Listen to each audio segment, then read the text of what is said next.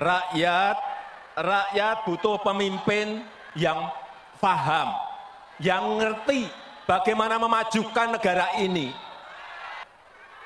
Karena pemimpin itu harus paham dan tahu potensi serta kekuatan negara ini, kekuatan bangsa ini apa. Dia harus ngerti, dia harus tahu. Dan pemimpin itu harus tahu dan paham bagaimana memajukan negara ini, dari sisi mana. Dan mampu memanfaatkan peluang yang ada. Bukan rutinitas, bukan hanya duduk di istana dan rutinitas, bukan hanya duduk di istana dan tanda tangan, bukan itu. Dia harus tahu bagaimana membangun sebuah strategi negara, strategi ekonomi, strategi politik, harus ada semuanya. Dan Bapak, Ibu, dan saudara-saudara sekalian yang saya hormati, peluang kita menjadi negara maju, peluang kita menjadi negara maju itu ada dalam 13 tahun ke depan. Dalam sejarah peradaban negara-negara yang saya lihat, memang kesempatannya hanya sekali. Kesempatannya hanya sekali dalam sejarah sebuah peradaban bangsa. Begitu kita keliru memilih pemimpin yang tepat untuk 13 tahun ke depan, hilanglah kesempatan untuk menjadi negara maju. Hati-hati mengenai ini. Hati-hati. Sebentar lagi ya akan memasuki masa pemilihan pemimpin. Nah, di sini ada cara-cara untuk siapa saja yang bisa memenangkan, asalkan mengikuti sesuai yang ada di dalam Quran Surat Al-Imran ayat 26. Dan di sini pun juga kita harus berpatokan kepada hadis bagi yang bermuslim. Bagi yang non-muslim, kita juga bisa berpatokan sesuai yang ada di dalam kitab Taurat dan Injil. Di situ banyak cara-caranya. Janji Allah itu tidak akan pernah salah. Ini ada salah satu tokoh yang mempunyai ide cemerlang untuk bisa meneruskan tugas dan keinginan dari Bapak Besar Soekarno yang ingin bisa membayar sebagian hutang negara dari hasil kerja keras dan ide cemerlangnya, bukan hanya dari hasil uang rakyat. Mungkin orang salah menilai kepada seseorang yang mempunyai ide cemerlang ini.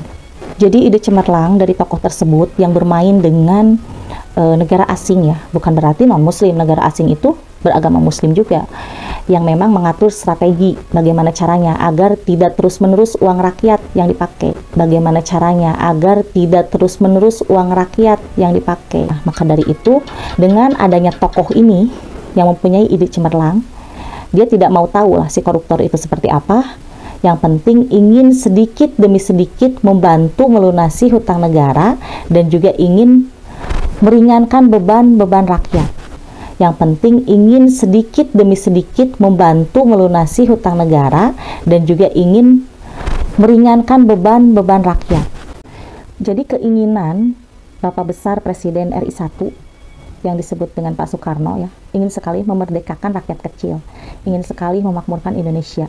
Ya, sedikit demi sedikit walaupun tidak bisa maksimal, diikutilah langkah tersebut dan keinginan Bapak Besar Soekarno itu untuk bisa diwujudkan pada saat yang akan datang. Maka dari itu, ide cemerlangnya itu akhirnya karena ingin bisa menuntaskan sedikit demi sedikit walaupun tidak bisa maksimal, dilontarkanlah kepada salah satu penguasa di negara asing yang memang mempunyai adab, etika yang baik dan mempunyai rasa pri kemanusiaan kepada rakyat-rakyat kecil. Dengan bergelimangnya harta, beliau mau kerjasama dengan tokoh tersebut untuk membangun Nusantara. Dan satu lagi yang paling penting, kita harus selalu mengikuti sesuai syariat, sesuai syariat agama kepercayaan masing-masing dan sesuai dengan saran si pembimbingnya. Insya Allah akan menang. Siapapun yang mencalonkan, baik itu tukang beca, baik itu petani, pasti akan menang. Siapapun yang mencalonkan, baik itu tukang beca, baik itu petani, pasti akan menang. Insya Allah saya yakin, karena tertera di dalam Quran Surat Al-Imran dan juga di dalam hadis Abu Hurairah.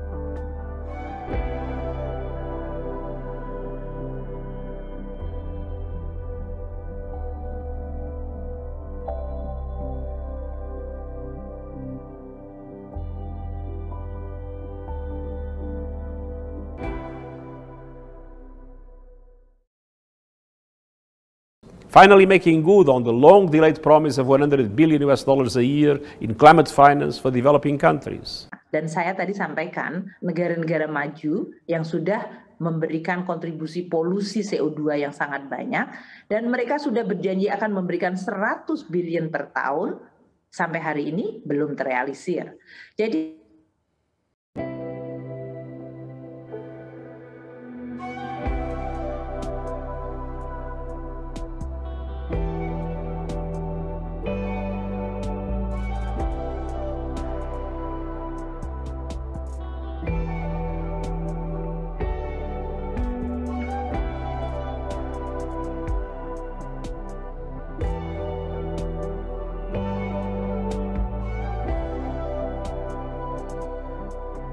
Jadi gini, walaupun ada beberapa nama calon yang memang sekarang itu muncul ya di medsos nama-namanya, tapi tetap yang akan jadi presiden 2024 itu adalah sosok orang yang sangat sederhana. Orangnya berwibawa, bahkan dicintai oleh sebagian besar masyarakat. Dan walaupun sekarang ada beberapa nama calon yang muncul, ada perempuan juga gitu kan ya, tapi kalau untuk yang jadi sih nanti saya lihat tetap laki-laki. Nah, untuk sekarang ada perkembangan bagus yang memang saya lihat insya Allah 99% ya kemungkinan besar beliau yang akan jadi, yaitu sosok yang sangat sederhana, dicintai banyak masyarakat, orangnya luas, dan orang itu orang Jawa tapi masih ada keturunan dari seberang. Sangat kuat walaupun bisa dikatakan nggak terlalu banyak dukungan dari partai. Tapi orang ini kuat karena memang kita melihat ke dalam haknya gitu ya.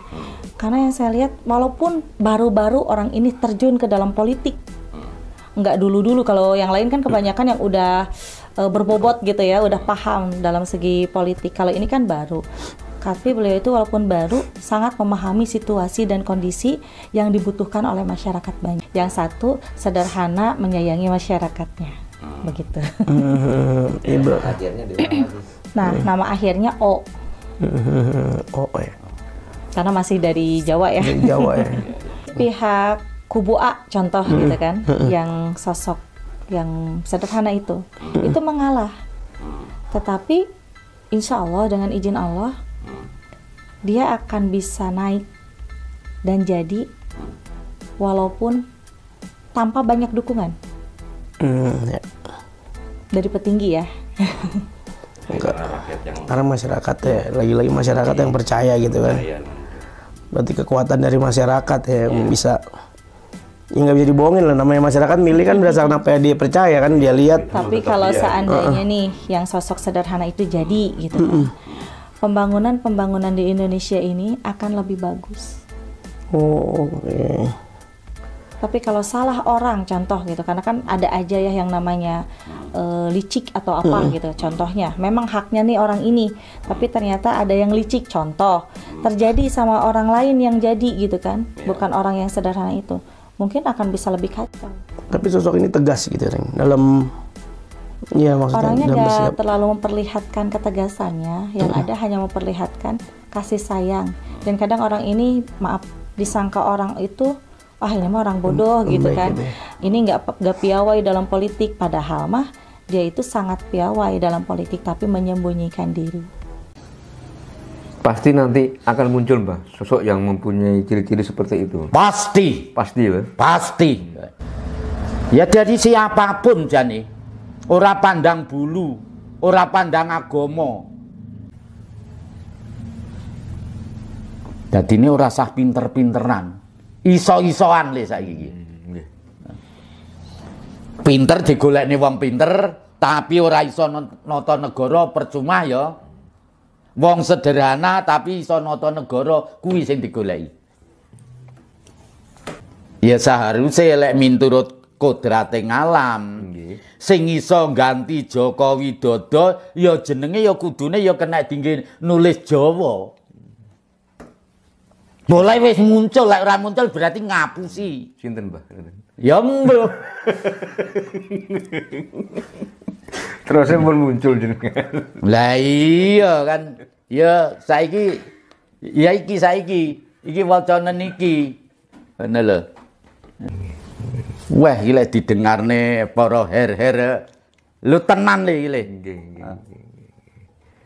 Kahanan sing tak waca. Le.